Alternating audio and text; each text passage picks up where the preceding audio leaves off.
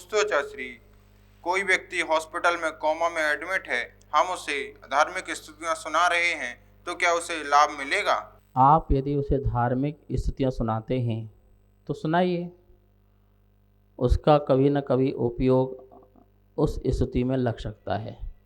वो शरीर ही तो उसका काम नहीं कर रहा है, लेकिन उसकी आत्मा तो जागृत है, सचेतन है।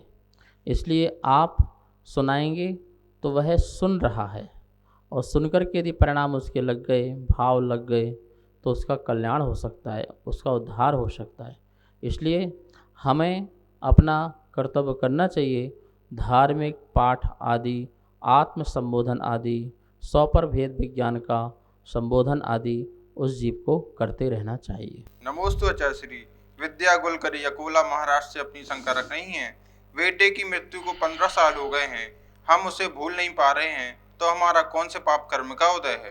तीव्र मोहिनी कर्म के उदय से ऐसी राग की परिणति होती है, जिसके कारण हम कभी कभी किसी व्यक्ति को और किसी वस्तु को भूल नहीं पाते हैं और छोड़ नहीं पाते हैं।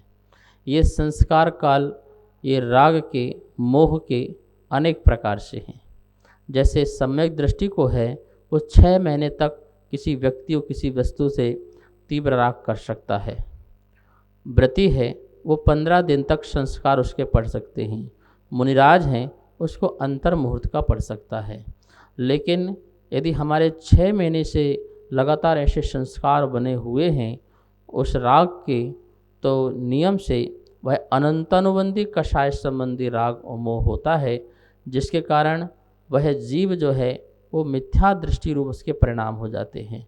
तो ऐसे चारित्र मोहिनी कर्म के उदय से यह परिणाम होते हैं, जिसके कारण कभी कभी हमें किसी व्यक्ति और वस्तु से इतना ज़्यादा लगाव हो जाता है कि हम भूल नहीं पाते हैं, उसके शोक में ही रहते हैं, उसके चिंतन में ही रहते हैं और उसके बारे में ही विचारते रहते हैं।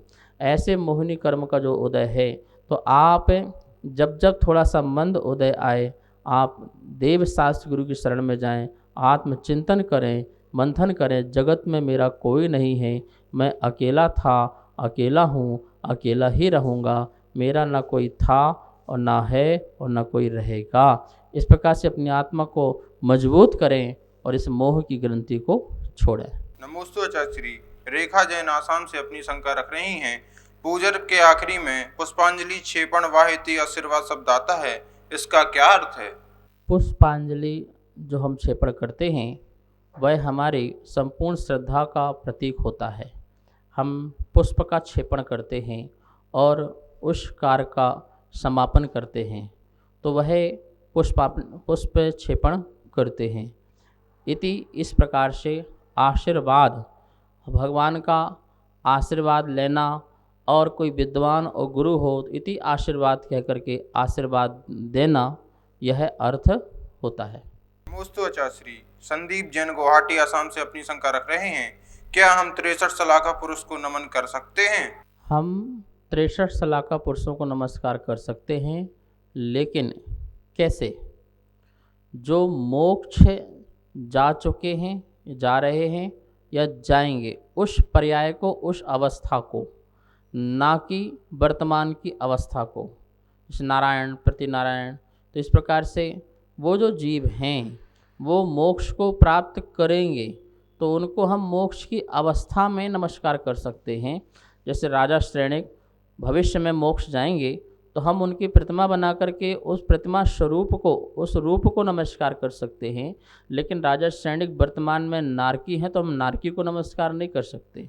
ऐसे ही वर्तमान में 63 सलाखा में जो पुरुष हैं वो अभी मोक्ष प्राप्त नहीं किए हैं, संसार अवस्था को प्राप्त है, तो उनको नमस्कार नहीं है।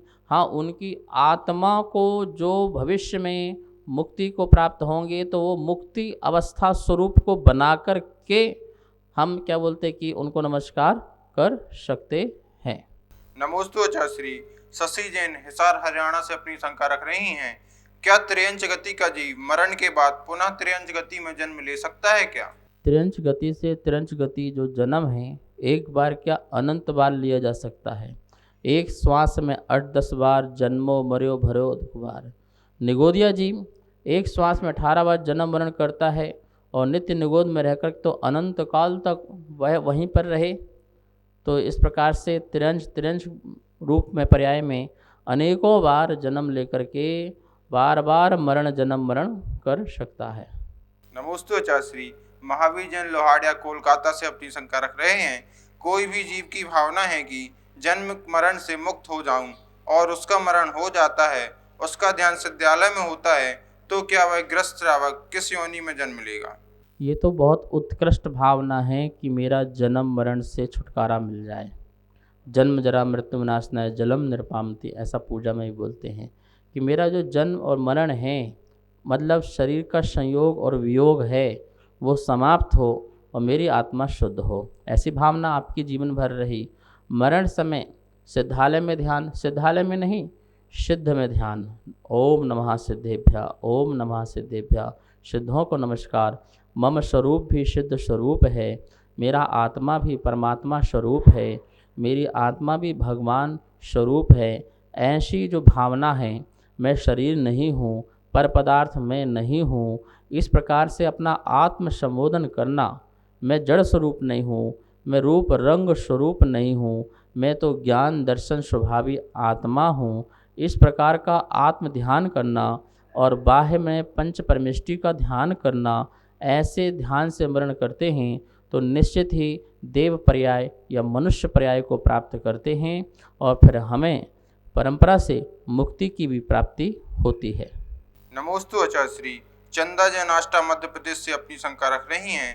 भवंतरिक के देवों में भी इंद्र आदि की कल्पना है, फिर भी उन्हें कल्पोपन्न क्यों नहीं कहते? भवनित्रिक, जिसमें जीव नियम से मिथ्यास सहित जन्म लेता है और अंतर मुहूर्त बाद वह सम्यक को प्राप्त कर सकता है। पुण्यहीन जीव जो हैं, जो भवनित्रिक में जन्म लेते हैं, पुण्यशाली जो हैं वो कल्पोपन्न में लेते हैं। इंद्र आदि की व्यवस्था इसमें भी हो सकती है, भवनित्रिक में और कल्पोपन्न में, पर दोनों की विशेषताओं में अंतर होंगे। राजा सभी हैं, पर एक भरत राजा, एक भरत का राजा और दूसरा सामान्य राजा, तो राजा राजा में अंतर होता है ना। देखिए हर देश के राष्ट्रपति और अमेरिका का राष्ट्रपति कितना अंतर होता है। और अमेरिका का राष्ट्रपति आए तो सारे देश उसको बहुत ही सम्मान करती है, और सामान्य छोटे मोटे राज्य के राष्ट्रपति आए तो उतना वैभव नहीं है जितना अमेरिका के राष्ट्रपति का है। तो अमेरिका के राष्ट्रपति का मतलब वैमानिक कल्पोपन्न में उत्पन्न होना है, और बाकी छोटे मोटे कंट्रियों के राष्ट्रपति होने का मतलब है कि भवनित्रिक में इंद्र आदि का होना है। नमोस्तु आचार्य श्री। आभा जैन जयपुर राजस्थान से अपनी शंका रख रही हैं। पंचम काल के अंत में मुनि के हाथ में प्रथम ग्रास देने में टैक्स लिया जाएगा, ये कौन से शास्त्र में अध्ययन करने में मिलेगा? अनेकों ग्रंथों में इसका वर्णन मिलेगा, पुराण ग्रंथों में भी है, शास्त्रार्थ समुच्चय में भी है। जैन सिद्धांत कोश में जाएंगे तो वहाँ पर आपको लिस्ट मिल जाएगी किस किस ग्रंथ में इसका वर्णन मिलता है। त्रिलोकप्रणति आदि ग्रंथ में मिल जाएगा। तो इस प्रकार से जो पंचम काल में के अंत में मुनि के द्वारा भी कर लिया जाएगा एक ग्रास उनके हाथ से, और तभी वो उसे छोड़ करके समाधि मरण करके अपना कल्याण करते हैं और पंचम काल का अंत होता है। तो इसका वर्णन पुराण ग्रंथों में भी और आगम ग्रंथों में भी मिलता है। नमोस्तु आचार्य श्री। नवीन जैन अध्यक्ष बाहुबली एन्क्लेव दिल्ली से अपनी शंका रख रहे हैं। जगह जगह कर्फ्यू लग रहा है, तो इसके चलते हम धर्म ध्यान कैसे करें? देखिए कर्फ्यू इसलिए लगाया गया है क्योंकि हम अपनी मनमानी कर रहे हैं।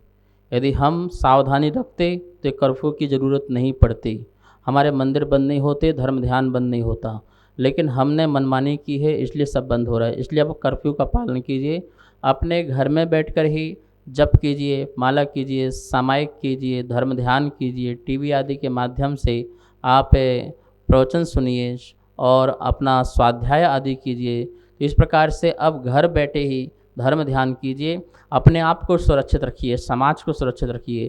क्यों? क्योंकि यदि आप इस प्रकार से निकलते हैं भीड़ भाड़ आदि में तो ये सरकारी कानून तोड़ना होगा और आप भी सुरक्षित नहीं रहेंगे। तो इस प्रकार से घर बैठे हम बहुत अच्छी तरह से अपनी भक्ति कर सकते हैं। सामायिक करो, बहुत सामायिक करो, आत्म ध्यान करो, स्वाध्याय करो। अब आपको मौका मिला है फिर पुनः स्वाध्याय करने का, प्रवचन सुनने का, शांति से घर में एक साथ बैठने का। तो इस प्रकार से धर्म ध्यान घर में भी किया जा सकता है। सभी को सादर जय जिनेंद्र।